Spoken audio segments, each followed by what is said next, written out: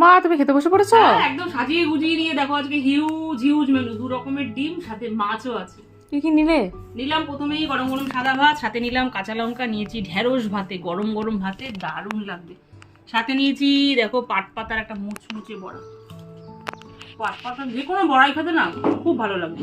সাথে আছে আলু ঢেঁড়সের একটা তরকারি, তারপরে আছে আলু সোয়াবিনের তরকারি, আছে হাঁসের ডিমের কষা, সাথে আছে পুঁটি মাছের ঝাল, তারপরে একটু ডালও আছে, আর সব শেষে আছে ডিমের অমলেটের ঝোল।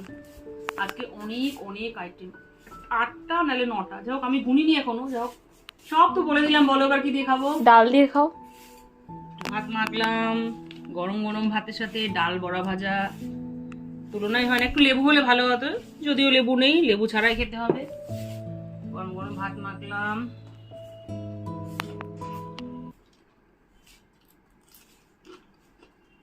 দারুন দারুন দারুন।